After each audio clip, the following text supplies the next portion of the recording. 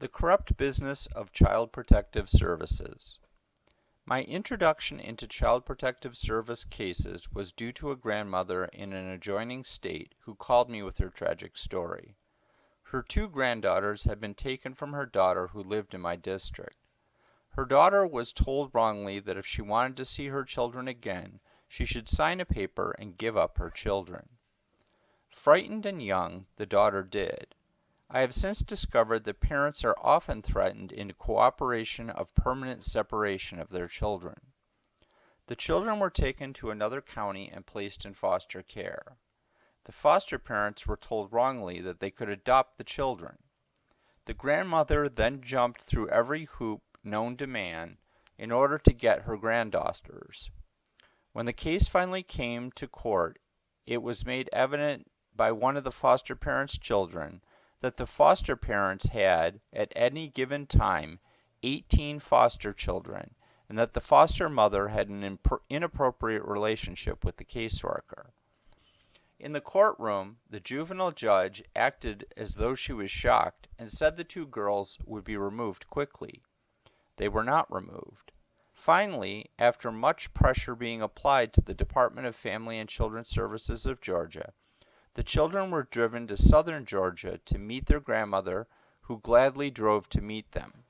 After being with their grandmother 2 or 3 days, the judge, quite out of the blue, wrote up a new order to send the girls to their father, who previously had no interest in the case and who lived on the West Coast. The father was in adult entertainment. His girlfriend worked as an escort for his brother, who also worked in the business, had a sexual charge brought against him. Within a couple days, the father was knocking on the grandmother's door and took the girls kicking and screaming to California. The father developed an unusual relationship with the former foster parents and soon moved to the southeast. The foster parents began driving to the father's residence and picking up the little girls for visits. The oldest child had told her mother and grandmother on 2 different occasions that the foster father molested her. To this day, after 5 years, this loving, caring, blood relative grandmother does not even have visitation privileges with the children. The little girls are, in my opinion, permanently traumatized, and the young mother of the girls was so traumatized with shock when the girls were first removed from her that she never completely recovered. The mother has rights, but the father has custody of the children.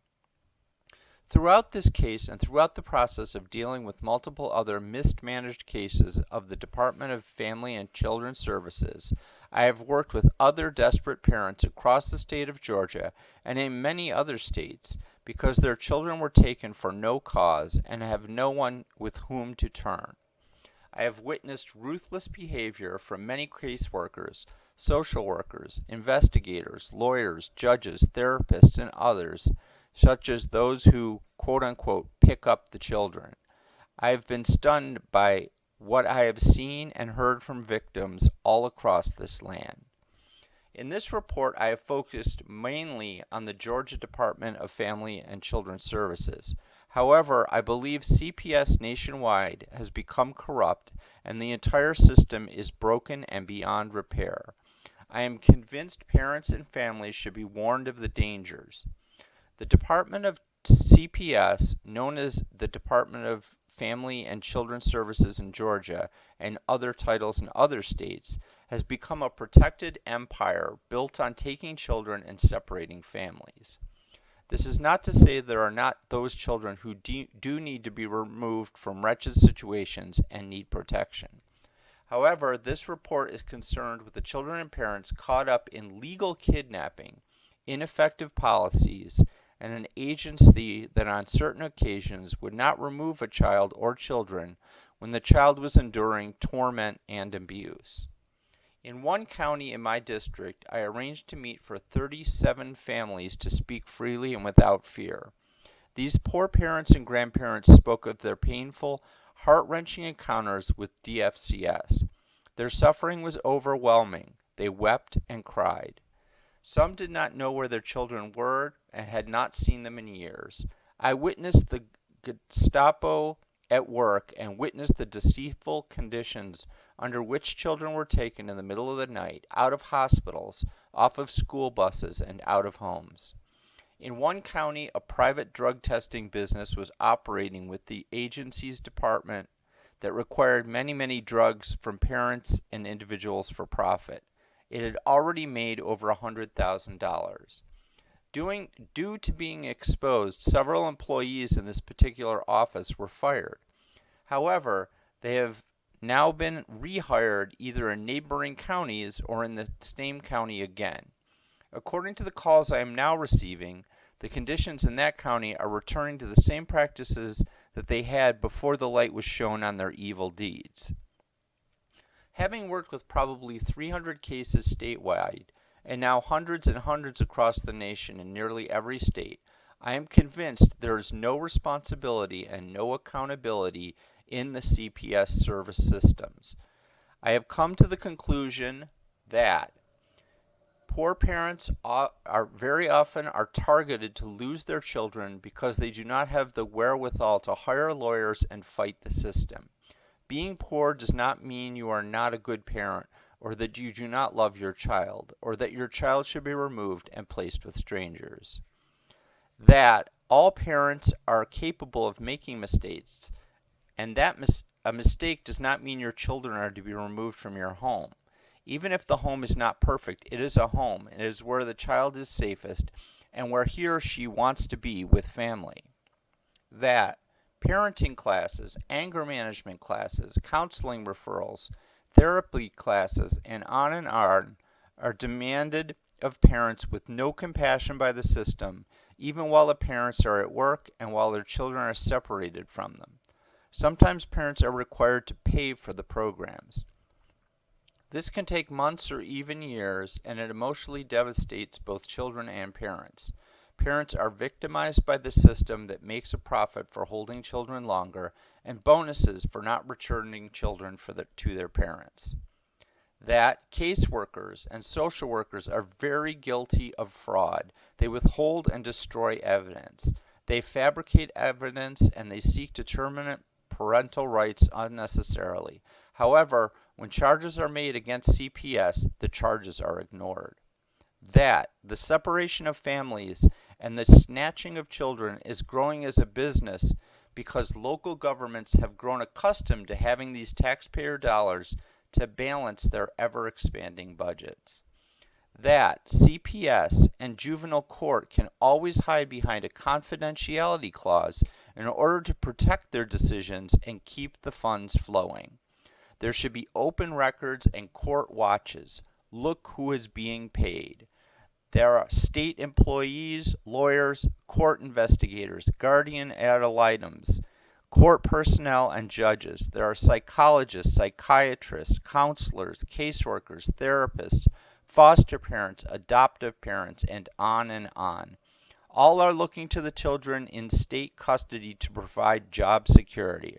Parents do not realize that the social workers are the glue that holds the system together, that funds the courts, funds the court-appointed attorneys, and the multiple other jobs, including the system's psychiatrists, therapists, and their own attorneys and others. That the Adoption and the Safe Families Act, set in motion in 1974 by Walter Mondale and later in 1997 by President Bill Clinton, offered cash bonuses to the states for every child they adopted out of foster care. In order to receive the adoption incentive bonuses, local child protective services need more children. They need to have merchandise, i.e. children, that sells and must have plenty so the buyer can choose. Some counties are known to give a $4,000 to $6,000 bonus for each child adopted out to strangers and an additional $2,000 for a special needs child. Employees work to keep the federal dollars flowing. State departments of human resources and affiliates are given a baseline number of expected adoptions based on population. For every child DHR and CPS get adopted, there is a bonus of $4,000 or maybe $6,000. But that is only the beginning figure in the formula in which each bonus is multiplied by the percentage that the state has managed to exceed its baseline adoption number. Therefore, states and local communities work hard to reach their goals for increasing numbers of adoptions for children in foster care. That there is a double dipping. The funding continues as long as the child is out of the home. There is funding for foster care. Then when a child is placed in a new family, then adoption bonus funds are available. When a child is placed in a mental health facility and is on 16 drugs per day, like two children of a constituent of mine, more funds are involved, and so is Medicaid. As you can see, this program is ordered from the very top and run by Health and Human Resources. This is why victims of CPS get no help from their legislators. It explains why my bill, SB 415, suffered such defeat in the Judicial Committee, why I was cut off at every juncture. Legislators and governors must remember who funds their paychecks. That there is no financial resources, no real drive to unite a family and help keep them together or provide effective care. That the incentive for social workers to return children to their parents quickly after taking them has disappeared, and who is protective services will step up to the plate and say, this must end. No one, because they are all in a system together, and a system with no leader and no clear policies, will always fail the children. Just look at the waste in government that is forced upon the taxpayer. That the policy manual is considered the last word for CPS and DFCS. However, it is too long, too confusing, poorly written, and does not take the law into consideration. That if the lives of children were improved by removing them from their homes, there might be a greater need for protective services, but today children are not safer. Children of whom I am aware have been raped and impregnated in foster care. It is a known fact that children are in much more danger in foster care than they are in their own home, even if their home is not perfect. That some parents are even told if they want to see their children or grandchildren, they must divorce their spouse. Many who are underprivileged, feeling they have no option, will divorce and then just continue to live together. This is anti-family policy, but parents will do anything to get their children home with them. However, when the parents cooperate with CPS, their behavior is interpreted as guilt when nothing could be further from the truth. Fathers, non-custodial parents, I must add, are oftentimes treated as criminals without access to visit or even see their own children, and have child support payments strangling the very life of them. That the Foster Parents Bill of Rights does not stress that the foster parents is there temporary to care for a child until the child can be returned home. Many foster parents today use the Foster Parent Bill of Rights as a means to hire a lawyer and seek to adopt the child placed in their care from the real parents, who are desperately trying to get their child home and out of the system. Recently in Atlanta, a young couple learned to be new parents and loving were told that because of an anonymous complaint, their daughter would be taken into custody by the state DFCS. The couple was devastated and then was required by DFCS to take parenting classes, alcohol counseling, and psychological evaluations if they wanted to get their child back. All of the courses cost money for which the parents are required to pay. While in their anxiety and turmoil to get the child home, the baby was left for hours in a car to die in the heat of her car by a foster parent who forgot about the child. This should have never happened. It is tragic. In many cases, after parents have jumped through all the hoops, they still do not get their child. As long as the child is not returned, there is money for the agency, for foster parents, for adoptive parents, and for the state. The tax dollars are being used to keep this gigantic system afloat, yet the victims, parents, grandparents, guardians, and especially the children are charged for the system's services. that grandparents have called from all over the state of Georgia and from other states trying to get custody of their grandchildren. CPS claims relatives are contacted, but there are many, many cases that proves differently. Grandparents who lose their grandchildren to strangers have lost their own flesh and blood. The children lose their family heritage, and grandparents and parents too lose all their connection to their heirs. That National Center of Child Abuse and Neglect in 1998 reported that 6 times as many children die in foster care than in the general public, that once removed to official safety, their children are far more likely to suffer abuse, including sexual molestation, than the general population. That is what the number is. Think of what the number is 10 years later. That according to the California Little Hoover Commission report in 2003, 30 to 70% of the children in California group homes do not belong there and should have not have been removed from their homes. Recommendations. Number 1. Call for an independent audit of all state child protective services and for a federal congressional hearing on CPS nationwide. Number 2, activate immediate change. Every day that passes means more families and children are subject to being held hostage and their lives destroyed. Number 3, abolish the federal and state financial incentives that have turned CPS into a business that separates families for money. Number 4, grant to parents their rights verbally and in writing. Number 5, mandate a search for family members to be given the opportunity to adopt their own relatives if children need to be removed permanently. Number 6, mandate a jury trial where every piece of evidence is presented before permanently removing a child from his or her parents. Open family court, remove the secrecy. Allow the press and family members access. Give parents the opportunity in court to speak and be part of the children's future.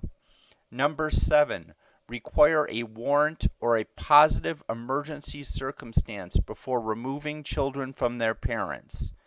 Judge Arthur G. Christian, Utah Bar Journal, January 1997, reported that except in emergency circumstances, including the need for immediate medical care, requires warrants upon affidavits of probable cause before entry upon private property is permitted for the forcible removal of children from their parents. And number 8, uphold the laws when someone fabricates or presents false evidence. If a parent alleges fraud, hold a hearing with the right to discovery of all evidence that make available to parents. Final remarks. On my desk are scores of cases of exhausted families and terrified children. It has been beyond me to turn my back on these suffering, crying, and beaten down individuals. We are mistreating the most innocent. Child Protective Services have become an adult-centered business to the detriment of children. No longer is judgment based on what the children needs or what the child wants to be or with whom, or what is really best for the whole family. It is some adult or bureaucratic decision based on just hearsay with ever consulting a family member, or just what is convenient, profitable, or less troublesome for the social workers. I have witnessed such injustice and harm brought to so many families that I'm not sure if I even believe reform of the system is possible. The system cannot be trusted. It does not serve the people. It obliterates families and children simply because it has the power to do so. Children deserve better. Families deserve better. It's time to pull back the curtain and set our children and families free. Speak up for those that cannot speak for themselves, for the rights of all those who are destitute. Speak up and judge fairly. Defend the rights of the poor and the needy. Proverb 31:8-9.